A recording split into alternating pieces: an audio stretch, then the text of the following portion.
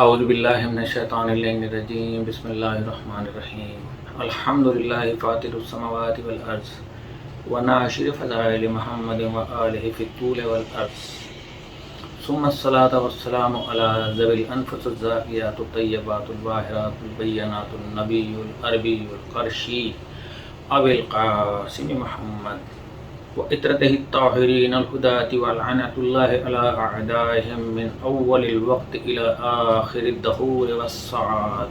ناظرین اکرام، محبان اہل بیت، اما بعد، رسول خدا صلی اللہ علیہ وآلہ وسلم کا ارشاد گرامی ہے کہ حسین کی مظلومیت پر رونے والی آنکھ کبھی اندھی نہیں ہوگی. محبان حسین و عزاداران حسین، محرم کا کارواں 5 محرم تک پہنچ چکا ہے، بلکہ جب تک یہ ریکارڈنگ آپ تک پہنچے گی تو 6 محرم کی رات شروع ہو چکی ہوگی. آج ذرا اس فضا کو یاد کیجئے. کوفے کے زندان میں حضرت مسلم ابن عقیل کے 2 معصوم بچے، جن کا دنیا میں اب کوئی آسرا نہیں تھا، آج ہم ان کا ذکر کریں گے کہ جو کوفے کے قید خانے میں مقید تھے.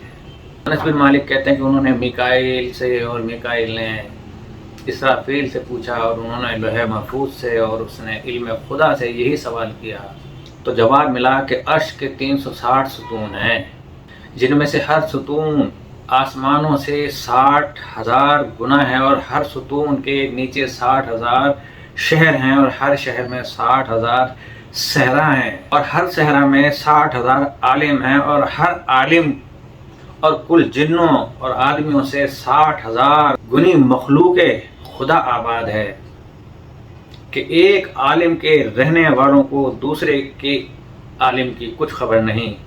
اور عرش کے درمیان جو قندیلیں ہیں وہ بھی خلق خدا سے مملو ہیں، لیکن بئی عظمت بزرگی 3 وقت اس کو زلزلہ ہوتا ہے اور کانپنے لگتا ہے. ایک تو صبح کے وقت کہ جب مومن اپنے گناہوں سے نادم ہو کر توبہ و استغفار کرتا ہے. میری باتوں کو توجہ سے سنیے گا اور دل میں بٹھا لیجیے گا کہ حقیقتاً ایسا ہونے والا ہے. زندگیوں کا کوئی بھروسہ نہیں ہوتا، چاہے چھوٹا ہو یا بڑا ہو. جب وقت آتا ہے تو انسان خالق کائنات کو لبیک کہتا ہوا اس دنیا سے کوچ کر جاتا ہے. دوسرے جب کوئی زن عفیفہ کو طلاق دیتا ہے. تیسرے جب کوئی یتیم کو اذیت پہنچاتا ہے اور وہ رونے لگتا ہے، اس وقت عرش الہی کو لرزہ ہوتا ہے. اور حق تعالیٰ نے کلام مجید میں یتیم کے بارے میں نیکی اور احسان کا حکم فرمایا ہے اور ظلم کو منع کیا ہے. جیسا کہ فرماتا ہے کہ وَبِالْوَالِدَيْنِ احسانا وَذِوِي الْقُرْبَى وَالْيَتَامَى وَالْمَسَاكِينِ، یعنی ماں باپ اور ذو القربہ اور یتیموں اور مسکینوں کے ساتھ احسان و نیکی کرو. پھر فرماتا ہے کہ حکم خدا ہے کہ یتیم کے ساتھ نیکی کرو، اس پر قہر و ظلم نہ کرو کہ یتیم کا دل نازک ہوتا ہے. جس وقت کوئی یتیم پر ظلم کرتا ہے تو عرش خدا کو لرزہ طاری ہو جاتا ہے. مگر وائے ہو حارث ملعون پر کہ جس نے یتیمان جناب مسلم پر کیا کیا ظلم و ستم کیے اور کس بے کسی سے ان کو شہید کیا. چنانچہ کتاب امالی وغیرہ میں منقول ہے کہ بعد شہادت امام حسین دونوں فرزندان مسلم، جن کا سن 7 اور 8 برس کا تھا، قید کر لیے گئے تھے، اور کسی نے انہیں پکڑ کر ابن زیاد کے پاس پہنچا دیا. اس شکی نے مشکور نام ایک زندان بان کو بلا کر حکم دیا کہ ان دونوں کو قید خانے میں جا کر قید کر دو، اور کبھی ان کو اچھا کھانا اور ٹھنڈا پانی نہ دینا. بہرکیف دونوں صاحبزادے 1 سال تک مقید رہے، 1 سال تک قید میں رہے. آخر ایک روز ایک بھائی نے دوسرے سے کہا، اے بھائی، قریب ہے کہ ہم اسی قید خانے میں مر جائیں گے، مناسب ہے کہ آج زندان بان کو اپنے نام و نسب سے آگاہ کر دیں، شاید اس کو رحم آ جائے اور وہ ہم کو قید سے چھوڑ دے. جب شب ہوئی تو حسب دستور زندان بان 2 روٹیاں جو کی اور 2 کوزے پانی کے لیے لایا. اس وقت ان بچوں نے فرمایا، یا شیخ، حل تعارف محمد المصطفیٰ، اے شیخ، آیا تو جناب محمد مصطفیٰ سے واقف ہے؟ اس نے کہا کیوں نہیں جانتا، وہ حضرت ہمارے نبی اور بروز قیامت ہمارے شفیع ہیں۔ فرمایا تو علی ابن ابی طالب سے بھی واقف ہے؟ اس نے کہا البتہ وہ ابن رسول برادر رسول اکرم صلی اللہ علیہ وسلم ہیں۔ اس وقت ان صاحبزادوں نے فرمایا اے شیخ ہم اطرت سے ہیں، تیرے نبی کی اور ہم دونوں مسلم بن عقیل کے فرزند ہیں، تو ہماری کم سنی پر رحم فرما، ہمارے بارے حق کے رسول خدا کی رعایت نہیں کرتا۔ جب زندان بان نے یہ سنا تو بہت رویا اور قدموں میں گر کر کہنے لگا فدا ہوں میں آپ پر اے شہزادو، میں نہیں جانتا تھا کہ آپ مسلم کے فرزند ہیں۔ اے صاحبزادو، یہ دروازہ قید خانہ کھلا ہوا ہے، جس طرف چاہو چلے جاؤ۔ یہ سن کر دونوں مظلوم زندان کے باہر نکلے، مگر پرایا دیس، ہائے دو معصوم بچے، رات کا اندھیرا اور کوفے کی اجنبی گلیاں، دونوں بھائی اندھیرے میں ایک دوسرے کا ہاتھ پکڑے ہوئے ڈرتے ڈرتے بھاگ رہے ہیں، کبھی گرتے ہیں کبھی اٹھتے ہیں، اور ایک ظالم حارث ان بچوں کو ڈھونڈ رہا تھا۔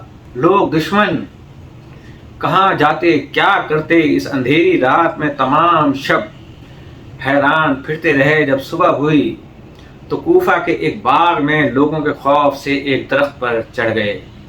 زن حارث جو حارث کی بیوی تھی، اس کی ایک کنیز وہاں پانی بھرنے آئی، ان لڑکوں کو دیکھا جن کا نام محمد اور ابراہیم تھا، پوچھنے لگی تم کون ہو؟ ان یتیموں نے کہا اے کنیز خدا ہم دونوں مسلم کے فرزند ہیں، ابن زیاد کے خوف سے قید خانے سے بھاگے ہیں۔ یہ سن کر وہ رونے لگی اور کہا کہ آپ خوف نہ کریں، میرے ساتھ چلیں، میری بیوی آپ کے دوست داروں میں سے ہے۔ وہ دونوں یتیم اس کے ساتھ چلے۔ جب زن حارث کو سب کیفیت معلوم ہوئی تو بہت خوشی ہوئی اور ایک حجرے میں علیحدہ فرش بچھا دیا، خود لونڈیوں کی طرح ان کی خدمت کرنے لگی۔ جب شب ہوئی دونوں صاحبزادے گلے مل کر سو رہے ہیں۔ اسی اثنا میں حارث اس کا شوہر آیا۔ زوجہ نے کہا آج دیر کیوں ہوئی، پریشانی کیسی ہے؟ اس ملعون نے کہا کہ مسلم کے دو فرزند قید خانے سے بھاگ گئے ہیں، ابن زیاد نے عام حکم دیا ہے کہ جو پکڑ کر لائے گا وہ بہت سا انعام پائے گا۔ انہی کی تلاش میں اس وقت سے لے کر اب تک حیران رہا مگر کوئی نشان نہ ملا۔ مومنہ نے کہا وائے ہو تجھ پر، تجھے خدا کا خوف نہیں ہے؟ اولاد رسول کے درپے قتل ہے، انہوں نے تیرا کیا قصور کیا ہے؟ وہ ملعون خاموش ہو رہا اور منہ لپیٹ کر سو رہا۔ اتنے میں اس نے حجرے سے سانس لینے کی آوازیں سنی۔ زوجہ سے پوچھنے لگا یہ کیسی آواز ہے؟ اس نے کچھ جواب نہ دیا۔ آخر وہ خود کھڑا ہوا اور چراغ روشن کر کے دروازہ کھولنے لگا۔ اتنے میں بڑے صاحبزادے بیدار ہوئے اور چھوٹے بھائی کو جگا کر فرمایا اٹھو، کیا سوئے ہوئے ہو؟ موت ہمارے قریب آ گئی ہے۔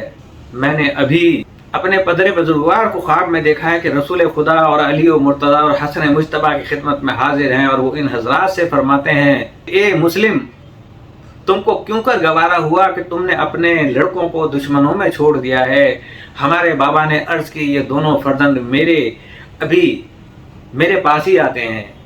سنتے ہی دوسرے بھائی نے کہا میں نے بھی یہی خواب دیکھا ہے۔ یہ کہہ کر دونوں یتیم زندگی سے مایوس ہوئے اور گلے مل کر رونے لگے۔ حارث ملعون اسی وقت پاس آیا اور کہنے لگا کہ تم کون ہو؟ فرمایا ہم دونوں مسلم بن عقیل کے فرزند ہیں، قید سے نکل کر تیرے گھر میں پناہ لی ہے۔ اس شقی نے سنتے ہی بڑے صاحبزادے کے منہ پر اس زور سے تماچا مارا کہ منہ اور دانتوں سے خون جاری ہو گیا، اور دوسرے صاحبزادے کے رخسار پر بھی ایسا ہی تماچا مارا کہ وہ زمین پر گر پڑے۔ پھر دونوں کو رسی میں باندھ کر صحن خانہ میں صبح تک کھڑے کیے رکھا۔ جب صبح ہوئی کھینچتا ہوا فرات کی طرف لے چلا۔ ہر چند اس کی زوجہ و فرزند اور غلام سمجھاتے رہے اور خدا کے خوف سے ڈراتے رہے، مگر اس سنگ دل نے کچھ خیال نہ کیا۔ جب فرات پر پہنچا تلوار کھینچ کر چاہا کہ قتل کرے، اس کی زوجہ بےتاب ہو گئی، دوڑ کر اس کے پاؤں پر گر پڑی اور منتیں کرنے لگی کہ خدا کے واسطے ان یتیموں پر رحم کر۔ اس شقی نے اپنی زوجہ کو جھڑک کر علیحدہ کر دیا اور اپنے غلام کو تلوار دے کر کہنے لگا کہ دونوں کا سر جدا کر جب وہ تلوار لے کر آیا تو ایک صاحبزادے نے کہا، اے حبشی، تو سیاہی میں بلال موزن رسول خدا سے کس قدر مشابہ ہے؟ اس نے پوچھا، تم کون ہو؟ فرمایا، ہم تیرے نبی کی اطرت سے حضرت مسلم بن عقیل کے فرزند ہیں۔ یہ سنتے ہی وہ قدموں پر گر پڑا اور تلوار پھینک کر اپنے تئیں فراق میں ڈال دیا اور چلا گیا۔ آخر حارث ملعون خود تلوار لے کر چاہتا تھا کہ بچوں کو قتل کرے کہ اس کا بیٹا مانے ہوا اور کہنے لگا، خدا کے واسطے ان کو قتل نہ کر۔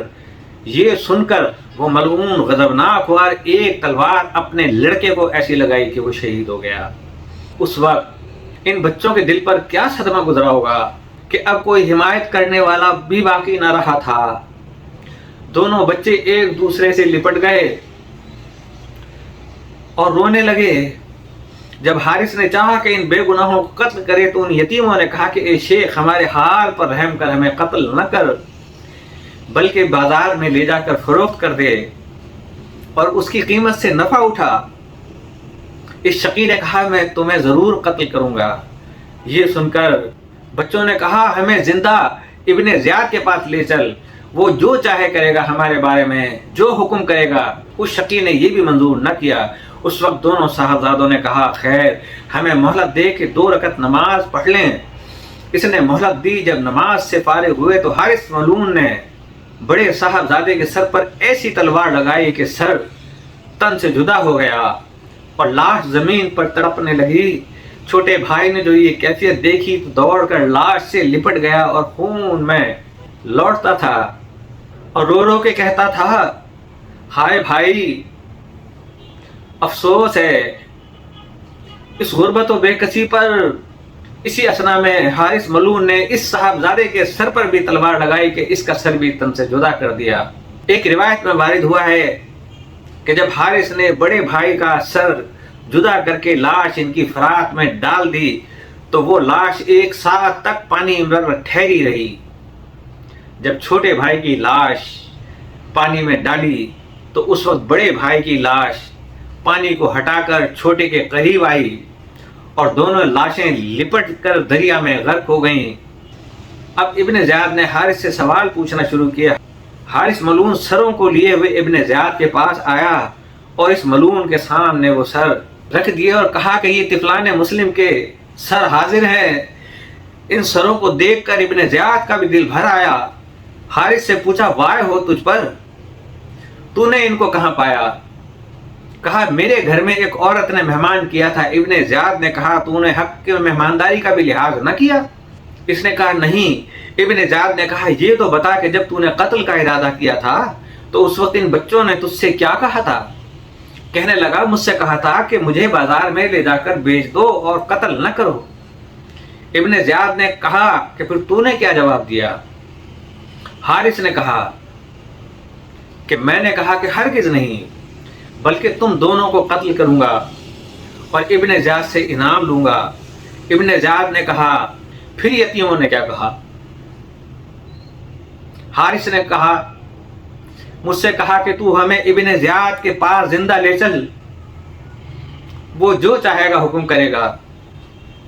ابن زیاد نے کہا، پھر تو نے کیا جواب دیا؟ حارث نے کہا کہ میں نے کہا کہ یہ ممکن نہیں، بلکہ تمہارے سر لے جاؤں گا۔ یہ سن کر ابن زیاد نے کہا کہ اے شقی، تو میرے پاس ان کو زندہ کیوں نہ لایا؟ اگر زندہ لاتا تو میں تجھ کو 2 چند انعام دیتا۔ اب یہ بتا کہ اس وقت انہوں نے کیا کہا تھا؟